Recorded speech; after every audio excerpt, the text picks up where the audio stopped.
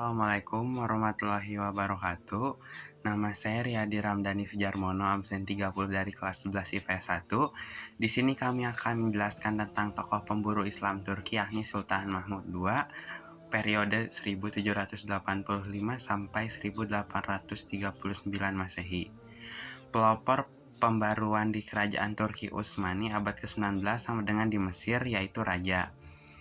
Pembaru Islam di Mesir dipelopori oleh Muhammad Ali Pasha, sedangkan pembaruan di Turki Utsmani dipelopori oleh Sultan Mahmud II. Sultan Mahmud II lahir pada tahun 1785 dan wafat tahun 1839. Ia mempunyai latar belakang pendidikan tradisional dalam bidang pengetahuan agama, pengetahuan pemerintahan, sejarah dan sastra Arab, sastra Turki, dan Persia. Selanjutnya akan dijelaskan oleh rekan saya Karin dan Mikhail. Assalamualaikum warahmatullahi wabarakatuh. Kenalkan, nama saya Mikhail Muzaki, absen 18, 11 IPS 1. Dan nama saya Karina Nisori Banera dari absen 6 kelas 11 IPS 1. Di sini kami akan menjelaskan mengenai biografi tokoh pembaru Islam, yaitu Sultan Mahmud II. Mahmud diangkat menjadi sultan di tahun 1807 dalam usia kira-kira 22 tahun. Pada masa kesultanannya yang pertama, ia disibukkan oleh peperangan dengan Rusia dan usaha menundukkan daerah-daerah yang mempunyai kekuasaan otonomi besar. Peperangan dengan Rusia berakhir pada tahun 1812. Ia juga berhasil memperkecil otonomi daerah kecuali kekuasaan Muhammad Ali Pasha di Mesir dan satu daerah otonomi lain di Eropa. Setelah Sultan Mahmud II berkuasa, maka pusat pemerintahan kerajaan Turki Utsmani bertambah kuat. Ia akhirnya berpendapat bahwa tiba waktunya untuk memulai usaha-usaha pembaruan yang telah lama dicita-citakannya. Di antara pemikiran-pemikiran pembaruan Sultan Mahmud II sebagai berikut. 1. Menerapkan sistem demokrasi dalam pemerintahannya. 2. Menghapus pengutusan sultan yang dianggap suci oleh rakyatnya. Yang ketiga, memasukkan bidang keilmuan umum ke dalam kurikulum lembaga-lembaga pendidikan madrasah. Yang keempat, agar mendirikan sekolah maktabi ma'rif untuk mempersiapkan tenaga-tenaga administrasi dan mendirikan maktabi ulum adabiyat untuk mempersiapkan tenaga-tenaga ahli penerjemah. Yang 5, mendirikan sekolah kedokteran, militer, dan teknik.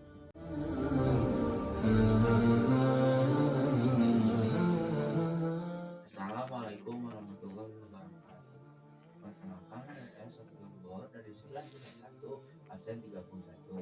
Di sini kami akan menjelaskan tentang tokoh pembaru Islam yakni Turki Namik Kemal 1840 sampai 1888 Masehi. Namik Kemal dikenal sebagai pemikir terkemuka dan golongan intelijensia Kerajaan Turki Utsmani yang banyak menentang kekuasaan absolut sultan. Golongan intelijensia ini disebut dalam sejarah dengan nama Utsmani Muda, yakni Utsmaniter Young Ottoman. Utsmani Muda pada mulanya adalah perkumpulan rahasia yang didirikan pada tahun 1865. Perkumpulan ini bertujuan untuk mengubah pemerintahan absolut Kerajaan Utsmani menjadi pemerintahan konstitusional. Selanjutnya akan dijelaskan oleh rekan saya, Opi dan Bapak. Assalamualaikum warahmatullahi wabarakatuh. Saya Gosen Tazo Putariana, absen 11 dari kelas 11 IPS 1. Saya Poppy Indira Dewani dari kelas 11 IPS 1 absen 24. Di sini kami akan menjelaskan tentang tokoh pembaharuan Islam yaitu Namik Kemal. Namik Kemal sendiri berasal dari keluarga yang berkecukupan sehingga orang tuanya sendiri mampu mendirikan pendidikan khusus di rumahnya. Namik Kemal sendiri selain mempelajari bahasa Arab dan Persia, ia juga menekuni bahasa Prancis. Lalu bisa dibilang Namik Kemal ini di usia belasan tahunnya dia diangkat menjadi pegawai di kantor penerjemahan, kemudian dipindahkan menjadi pegawai di Istana Sultan. Nah, pemikiran-pemikiran Namik Kemal sendiri banyak dipengaruhi oleh sastrawan-sastrawan yang pernah belajar di Prancis, yaitu Ibrahim Sanusi di tahun 1826 sampai 1871. Sastrawan ini banyak menggunakan istilah-istilah hak rakyat, kebebasan berpendapat, kesadaran nasional, pemerintahan konstitusional, dan istilah lain yang bermakna. Ibrahim Sanusi juga menerbitkan surat kabar yang bernama Taswir Efkar yang berpengaruh dalam kebangkitan intelektual di Kerajaan Utsmani pada abad ke-19. Ibrahim Sanusi pergi ke Paris di tahun 1865, pimpinan Tasbir Efkar yang dipegang oleh Nami Kemal sendiri. Nah, tulisan-tulisan Nami Kemal sendiri kental dengan ide-ide pembaharuannya membuat ia terpaksa pergi ke Eropa di tahun 1867. Ia diperbolehkan ke Istanbul pada tahun 1870, tetapi 3 tahun kemudian ia ditangkap dan dipenjarakan di Pulau Siprus. Ia dibebaskan dan dapat kembali ke Istanbul setelah kekuasaan Sultan Abdul Aziz runtuh pada tahun 1876.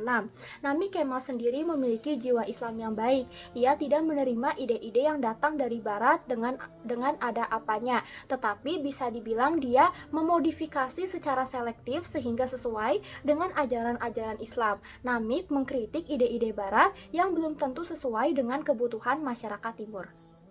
Nami Kemal menyampaikan analisisnya tentang sebab kemunduran kerajaan Utsmani dan alternatif solusinya di antaranya adalah: yang pertama, kondisi ekonomi dan politik kerajaan Turki Utsmani tidak beres. Solusi yang ditawarkan adalah perubahan sistem pemerintahan absolut menjadi pemerintahan konstitusional. Yang kedua, rakyat sebagai warga negara memiliki hak-hak politik yang harus dihormati dan dilindungi negara. Yang ketiga, pemerintahan demokratis tidak bertentangan dengan ajaran Islam, sebab negara yang dibentuk dan dipimpin oleh 4 khalifah sepeninggal Rasulullah SAW sebenarnya memiliki corak demokrasi. Sistem baiat yang terdapat dalam pemerintah para khalifah pada hakikatnya merupakan kedaulatan rakyat. Yang keempat, Islam mengajarkan maslahat dan al-amnah. Ajaran ini sebenarnya adalah maslahat kebaikan umum. Khalifat tidak boleh bersikap dan bertindak yang bertentangan dengan maslahat dan al-ammah. Yang terakhir, kepala negara dalam mengurus negara tidak boleh melanggar syariat. Syariat merupakan konstitusi yang harus dipatuhi oleh kepala negara. Sekian dari kami, mohon maaf bila ada kesalahan informasi atau kata. Wassalamualaikum warahmatullahi wabarakatuh.